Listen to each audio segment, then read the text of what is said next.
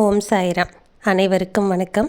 லக்ஷ்மியினுடைய அருள் அனைவருக்கும் கிடைக்க வேண்டும். லக்ஷ்மியின் அருளை பெறுவதற்காக நம் முன்னோர்கள் பல வழிமுறைகளை சொல்லியிருக்கிறார்கள். ஆனால் இந்த பரபரப்பான வாழ்க்கையில் அந்த வழிமுறைகளை பின்பற்றுவது என்பது சற்று கடினமே. லக்ஷ்மி கடாட்சத்தை பெறுவதற்கான 3 எளிய குறிப்புகளை நம் முன்னோர்கள் கூறி சென்றிருக்கிறார்கள். காலையில் எழுந்தவுடன் இல்லத்தரசிகள் இந்த 3 குறிப்புகளையும் பின்பற்றினால் லக்ஷ்மி தேவி நிச்சயமாகவே எப்போதும் நம் இல்லத்திலேயே இருப்பாள்.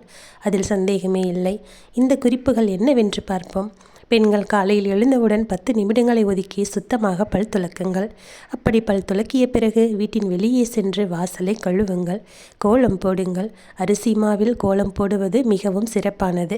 எனவே அரிசி மாவில் கோலம் போட்டால் லக்ஷ்மி தேவி மிகவும் மகிழ்ச்சி அடைவாள். ஒவ்வொரு நாளும் காலையில் எந்த பெண்கள் பல் துலக்கி கோலம் போடுகிறார்களோ அந்த வீட்டில் லக்ஷ்மி தேவி எப்போதும் வாசம் செய்வாள்.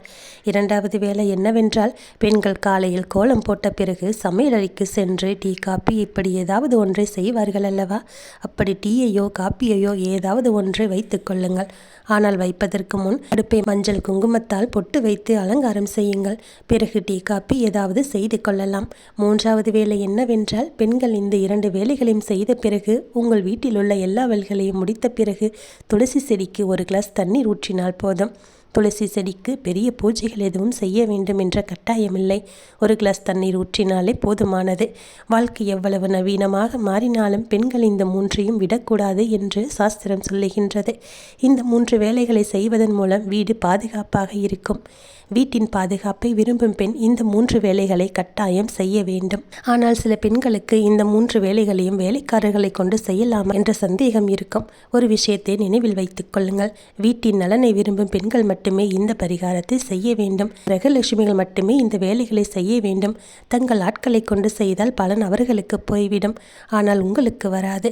எனவே பெண்கள் காலையில் எழுந்தவுடன் இந்த 3 வேலைகளை மறக்காமல் செய்துவிடுங்கள். ஒவ்வொரு நாளும் இந்த 3 வேலைகளை செய்தால் நிச்சயமாக லக்ஷ்மி தேவி எப்போதும் உங்கள் வீட்டிலேயே இருப்பாள். செல்வத்தை பொழியும் என்பதால் பெண்கள் காலையில் எழுந்தவுடன் நீங்கள் எவ்வளவு வேலையாக இருந்தாலும் சரி இந்த 3 வேலைகளை விடாமல் செய்துவிடுங்கள். அப்போதுதான் உங்கள் வீடு லக்ஷ்மியின் வசிப்பிடமாக மாறும். லக்ஷ்மி தேவி உங்கள் வீட்டில் இருப்பாள். பல கடவுளை பக்தியுடன் வணங்கினாலும் சில விரதங்கள் கடைபிடித்து வந்தாலும் அப்போதும் அவர்களுக்கு சில நேரங்களில் தேவையானது கிடைக்காமல் அவர்கள் கஷ்டப்பட்டு கொண்டுதான் இருக்கின்றார்கள். அப்படி இருக்கும்போது இதை போன்ற விஷயங்களை செய்து வந்தால் அவர்கள் வீட்டில் சரியான நேரத்தில் தேவையான விஷயங்கள் அனைத்தும் கிடைக்கும். பூஜை அறை எப்போதும் சுத்தமாக இருக்க வேண்டும். பூஜை அறையில் தேவையற்ற பொருட்களை வைக்கக்கூடாது.